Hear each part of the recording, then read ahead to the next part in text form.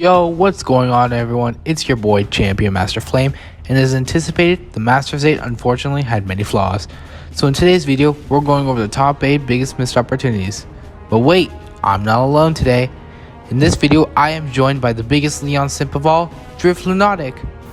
Hey guys, today I'll be helping out Flame on what the Masters 8 could have done a bit better. Starting off with the list, we have Leon versus Diantha, the worst battle and episode during the Masters 8 arc.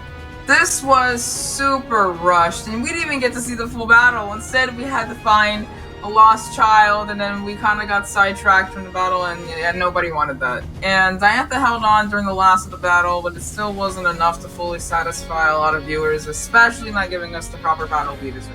Coming at number 7, we have Leon not using any other gimmicks.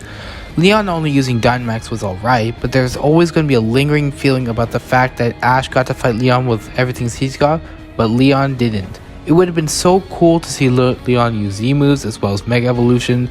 Although he didn't use any Pokemon on his current team that have Mega Evolving capabilities besides Charizard, there's always the option of switching out his Pokemon on his current roster to make it possible. With number 6, we have Steven versus Ash. Now, don't get me wrong, I thought this battle was pretty decent, but there were things that could have been done a bit better, like Aggron not losing to a burn, Dracovish not being KO'd so quickly, and Gengar's placement during the battle, which made him lose so suddenly.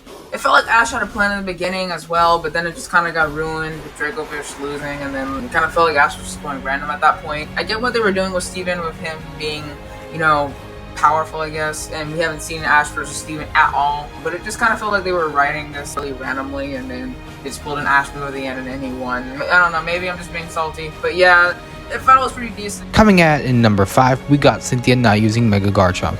We've all wanted Cynthia to have Mega Garchomp for years. When she finally revealed it against her battle with Iris, it was so hype, but in her next battle with Ash, she went for Dynamax Togekiss, which is unfortunate because we didn't see Ash fight Cynthia at her strongest. Togekiss didn't even do anything besides spam Max Airstream, and if Cynthia wasn't going to use Mega Garchomp against Ash, then what was the point of even introducing it in the first place? For number 4, we have Alon versus Ash. Now this is one where XY fans really wanted to happen. Like, back in 2016, I'm pretty sure a lot of you XY fans don't want to remember that catastrophe.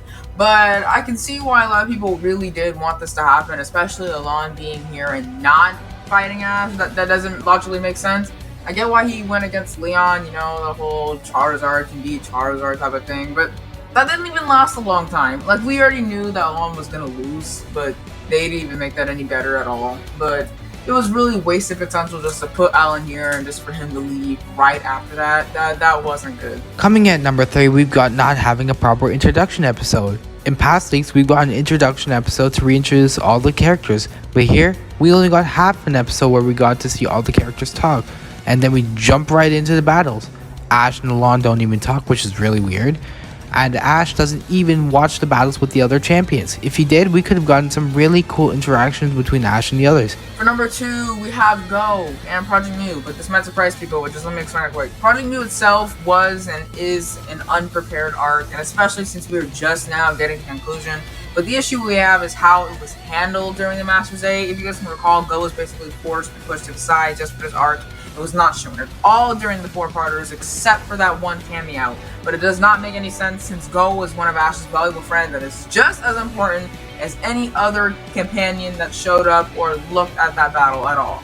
And I do think Project Mu could have been done a bit sooner, or at least after the conclusion of the Masters 8, it would have been made things look less rushed. Coming at number 1, we have Ash not using his reserves. Ash has a huge roster of Pokemon. It makes no sense not to use his best Pokemon in the tournament that decides the world's strongest trainer, especially during the Ash vs Cynthia battle. Inferno vs Garchomp was one of the biggest things DP fans have wanted ever since it was teased all those years ago. Although using his current mons is fine, it's just such a wasted opportunity not to use his older Pokemon in such important battles that decide the world's strongest. That concludes our rankings of the top 8 missed opportunities in the Masters 8. Let us know if you agree with this list or if you got any other ideas, leave them in the comments below. Thanks again to Drift for joining me today. Her channel will be linked below, and a huge shout out to the Pokerap for this awesome animated background. His link will also be down below. And please make sure to like, subscribe, and have yourself a champion time.